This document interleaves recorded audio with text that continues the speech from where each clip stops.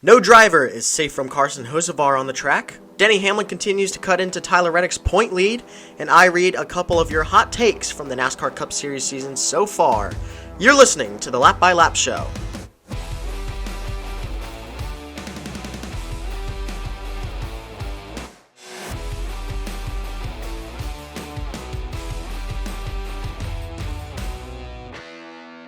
How's it going, everybody? Welcome back to the Lap by Lap Show. My name is Austin McConnell, and we want to thank you for joining me here today.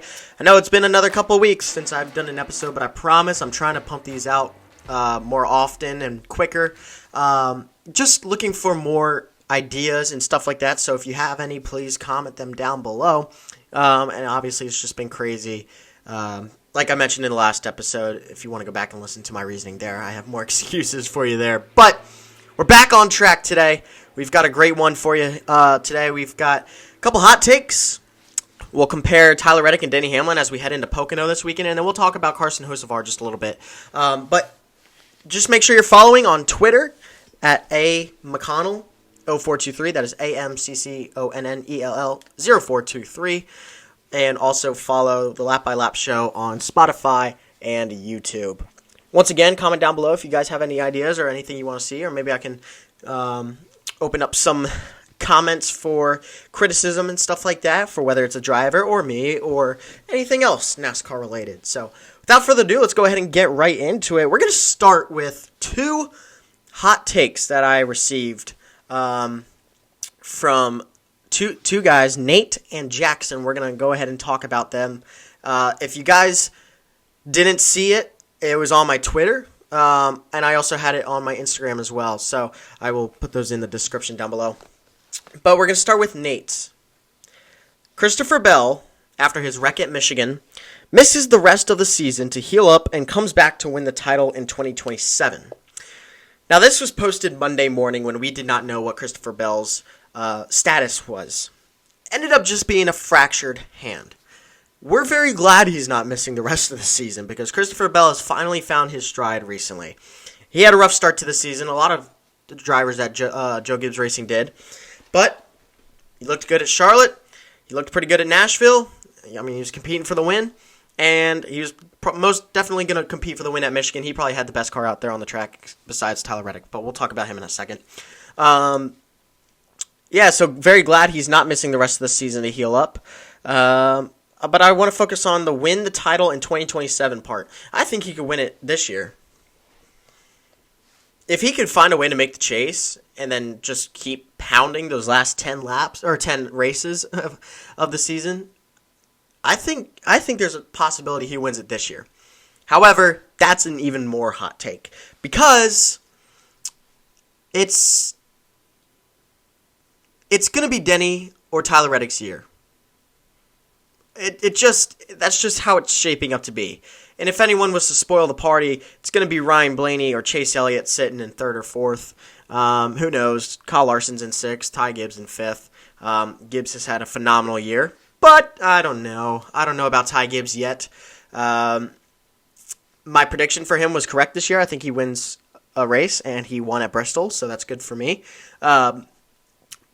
Man, he's 104 points behind Tyler Reddick. I know it obviously resets when we go to the chase, but Christopher Bell in 10th now after that wreck at Michigan. He's 100 points, he is 259 points behind. Ty Gibbs is 199 points behind. So I was looking at the stage points there. My bad. So that's a big deficit to overcome, and we know Tyler Reddick has been absolutely bonkers this year. But I like Christopher Bell in 2027.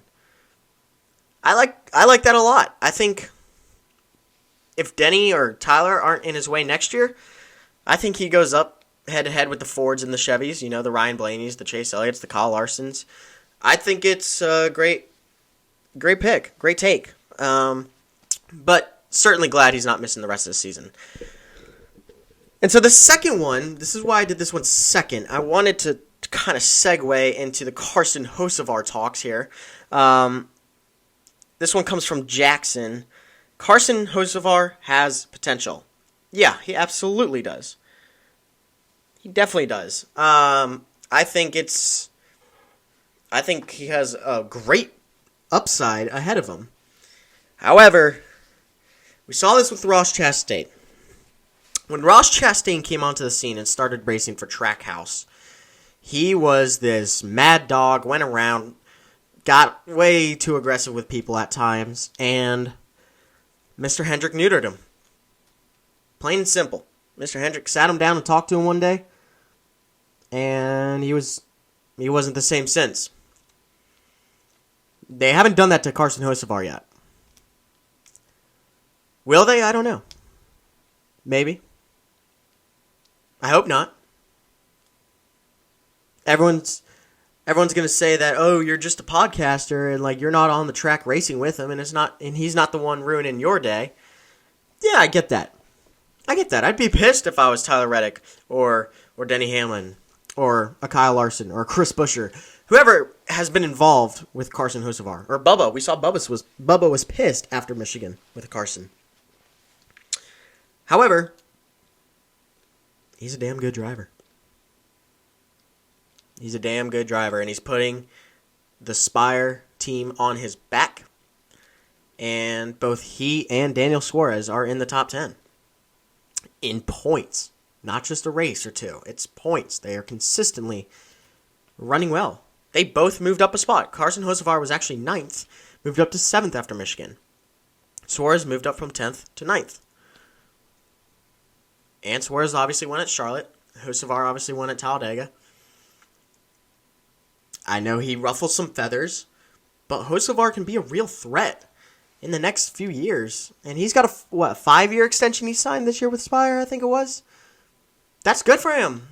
He's running well right now. I wouldn't go anywhere either. But I want to talk about it, because I saw the late model race the other night where he wrecked somebody, and then he kind of just pulled the car off and quote-unquote quit the race. He took to Facebook either later that night or the next morning and said something along the lines of, we wanted to save our stuff once we got into a car. They're hard to drive. The tires are burning up. We didn't want to break anything. And then we were going to bring the car back later in the year. That's fine. I respect that. But I saw that before the video of where he wrecked whoever he was racing with. Everyone was not too happy about that one. And everyone was saying he rage quit. I didn't see that at all. This isn't really... This really doesn't matter to my point. But no one is safe when Carson Hocevar is on the track. He is a very good driver. But he is very, very, very, very, very, very, very aggressive. Which I like. I like that. But there's a fine line, and it's a very fine line, between racing somebody hard and flat out wrecking them. Here's my take on what happened at Michigan. Hocevar got all the blame for the restart crash that took out a lot of good cars, including Tyler Reddick. Which, funny enough, little side note, Tyler Reddick had a 97-point lead going into Michigan. Denny Hamlin wins the race. Tyler Reddick wrecks out because of Hocevar, and now Hamlin is only 51 points behind. He cut that in half. Just goes to show you what all these people are talking about, what all these drivers and teams are talking about. They're one Carson Hocevar wreck away from their points lead being cut in half. I'm looking at someone like Ty Gibbs in 5th. If he gets wrecked by Hocevar, he's only 17 points ahead of Kyle Larson. Larson's going to jump him there. If Hocevar finishes the race and has a better race than him, he'll probably jump Ty Gibbs too. And that can happen in one weekend. Tyler Reddick's magical season, no one thought he was going to be touched for a while. All of a sudden, Hamlin wins 2 races, Reddick is wrecked by Hocevar, and he's got a 50-point lead instead of 130 or whatever it was 2 weeks ago. No one is safe when Carson Hocevar is on the track. But, going back to Michigan, I did not think it was his fault. I might be crazy. Everyone in the industry thinks it is. He definitely had a big part of it. I mean, he he drilled whoever was in front of him like hard in the back of the car, got him sideways, caused the whole wreck. But if you look a few cars ahead, I mean, Kyle Larson checked up. Kyle Larson checked up and hurt the whole line. I think Hocevar was trying to get out of line. That, again, I understand both sides here. I'm trying to make a point for both. That's what we do on this podcast. Larson checked up, started the whole thing. Hocevar finished it off. I think that's the conclusion we can all come to here. Hocevar could have been more conservative. I think he tried to get out of line once he saw everyone stack up. Or maybe he just hit him the wrong way. I'm not sure. The car in front of him. But it started with Larson. Larson checked up. He didn't get a good run. The outside lane was moving. Inside lane was trying to fly with them. But Larson was the brick wall in front of him. And then Hocevar finishes off. Starts the whole wreck. Bubba Wallace has an animated conversation with him on pit road after. A couple people start talking about the issues he's had all season and how this just keeps happening. Somebody's got to beat his A $sign. But, I mean, how are you going to fight a guy who's like 6'5" or 6'6" or whatever he is? I mean, I interviewed him on pit road after the Daytona 500. My neck was hurting from how much I had to look up to him. I wouldn't fight him. I'm probably, same size as Ross Chastain? Ish. I think I'm taller than Ross Chastain. I wouldn't fight Carson Hocevar. Not the point. Sorry for the tangent. Just kind of going through that in my mind. But moral of the story is no one's safe when Carson Hocevar is on the track. But no one was safe when Dale Earnhardt was on the track either. And I'm not comparing Carson Hocevar to Dale Earnhardt. Dale Earnhardt had a much better skill level than Carson Hocevar. He was much smarter with the car than Carson Hocevar is. Carson will see a hole on the track, maybe a car length wide in between two cars, and he'll send it. That, you got to be smarter about that. But if you're racing a guy hard into the corner, and he doesn't intentionally wreck you, per se, you're not safe. He's going to give you the bump and run. If we go to Kansas or wherever, where there's a long, sweeping turn 3 and 4, I don't know. I wouldn't want to be in front of him. I'd rather be the guy behind him and give him a taste of his own medicine. I'd rather move Hocevar up the track and let him see how it feels than be in front of him on the last lap in the final corner. That's all I'll say. But I kind of like the aggressiveness. We need guys like this in the sport.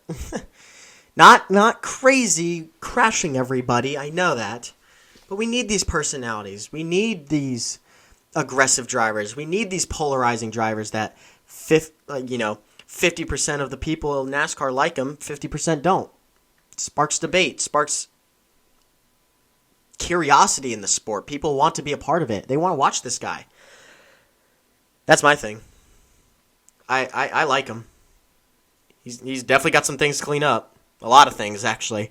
But I like him. I like Carson Hocevar. All right, speaking of two very good drivers, we're going to move on to the Pocono preview this weekend. But more specifically, looking at Tyler Reddick versus Denny Hamlin. So, as I was talking about Carson Hocevar and Christopher Bell and all that, here we are with Tyler Reddick at 669 points. Denny Hamlin has 618. Two Toyotas atop of the standings. And once again, third place, Ryan Blaney in the Ford. Chase Elliott in the Chevy in fourth. Ty Gibbs, another Toyota, in fifth. So, all three manufacturers represented in the top five, but Toyota holding 3 of those 5 spots is pretty indicative of how it's gone this season. But right after Ty Gibbs, you've got Kyle Larson, Hocevar, Buescher, Suarez. The next Toyota you don't see is until 10th. So 4 inside the top 10, pretty good, but Chevy's got 4 inside the top 10. Ford, 2 inside the top 10. And only 3 inside the top 15. Keselowski is 15th. Penske has struggled outside of Ryan Blaney. Trackhouse has sucked.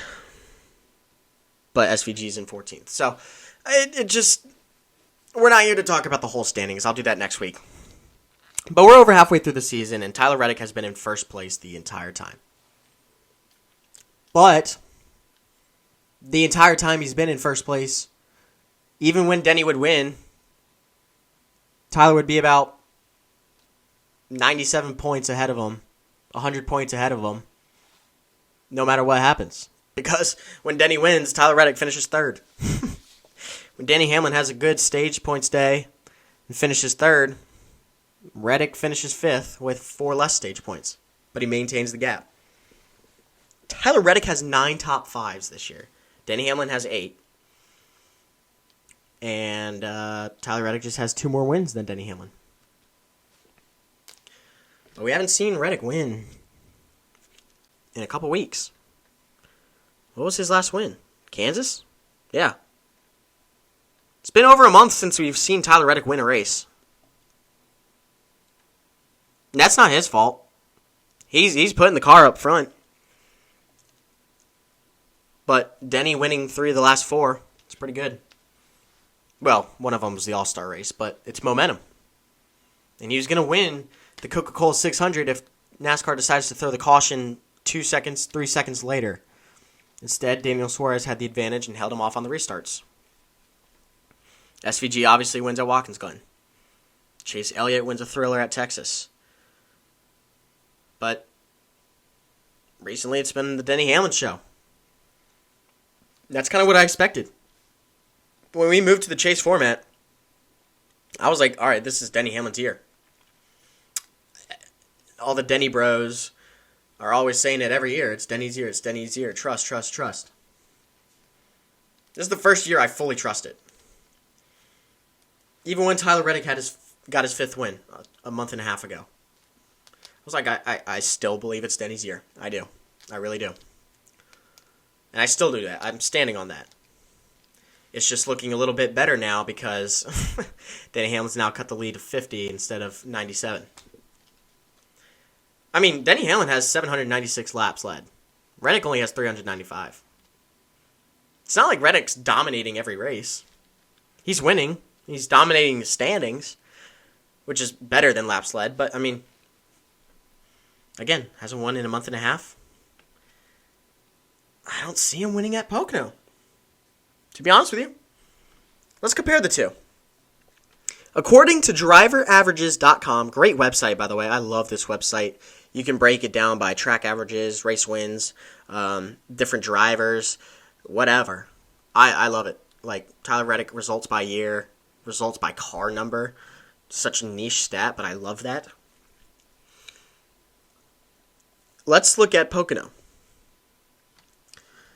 In 8 races at Pocono, Tyler Reddick has 0 wins, 2 top 5s, 4 top 10s, 5 top 20s, and an average finish of 15.9.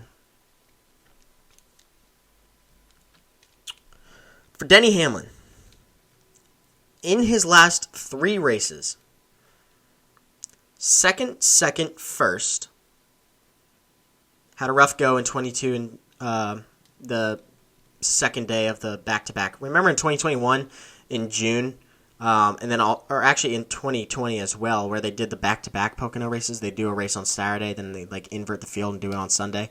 I loved that, by the way. That was really cool. But he struggled in 2022. I think he might have gotten a wreck or something. Nope, actually status says running. So guess he just didn't have a good car. Finished 35th. But 2021, 14th, 4th. 2020, 1st, 2nd. 2019, 1st. 2019, 6th.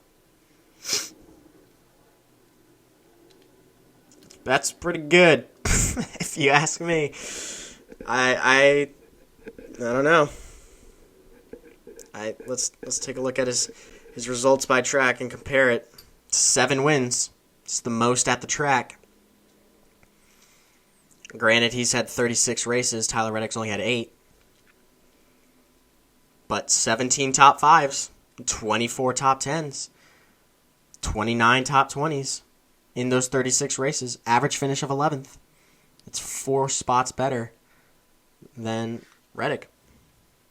And he would have won last year if Chase Briscoe wasn't the master at saving fuel. Reddick fans, you're on your heels a little bit. Now, Reddick has more speed than any other year he's ever had in his life. He is at the peak of his career right now. So maybe he goes out and proves me wrong and puts this thing on the top 5 qualifying. But Denny's going to be right there.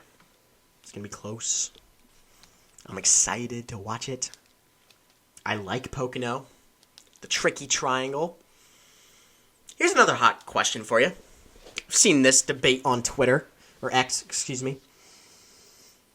Is Pocono 3 turns or is it 6? Because when we go to a Kansas, a Michigan, think about how big those turns are. That's 4 turns, right? Think about how big the turns are at Pocono. Turn 1 is really long, all the way around. Almost a 150 degree turn, basically. Or, excuse me, 190, maybe 200 degree turn. That's probably 2 in itself, I would say. And then the tunnel turn, which is technically turn 2, that's short enough to be 1 turn, so I would say that's 3. And then turn 3, normally, is another sweeping flat corner that goes on to Long Pond straightaway. I think that could be 2. So I think it's 5. I think Pocono has 5 turns. You can still call it the tricky triangle. But their whole thing is what turn 4, and I could make an argument for 5. And I could see arguments for 6. But I'll leave that up to you. I won't get too deep into that. We're not going to get too crazy today on the pod. But that is going to do it. I'm excited to see what happens this weekend. I think my prediction is Denny Hamlin is going to be finishing top 3 again. Ryan Blaney has won here before. Don't count him out. He might cut into some points lead. Let's see. The 19 car, Chase Briscoe. He won here last year. He was 35th after the first 5 races of the season or something like that. He's back up into the top 13. He's in a chase spot. He climbed 1 spot after Michigan last week. Watch out for him. I'm excited. But I think Denny Hamlin could make it 3 in a row this weekend. Do I think he does? I don't know. Because he will have to get through a Chase Briscoe. He will have to get through a Tyler Reddick, a Ryan Blaney, a Chase Elliott, a Kyle Larson, a Ty Gibbs. It's the beauty of the sport. You never know what's going to happen, right? Well, let me know what you guys think down below. And we'll head to Pocono. We'll head to Long Pond, Pennsylvania this weekend. We are over halfway through the NASCAR Cup Series season. It's been amazing so far. I'm glad I could hop back on the pod here with you guys and talk some wheel. And I will probably upload early next week as well. It should be a fun one, and I'm looking forward to it. Pocono. A good track, a very sneaky track. It is the tricky triangle for a reason. We'll see what happens. Thank you guys for tuning into the Lap by Lap show. My name has been Austin McConnell, and I will talk to you guys next week on Spotify and YouTube. The Lap by Lap show, covering Pocono and all that's good in NASCAR. Thank you for listening, and have a great weekend.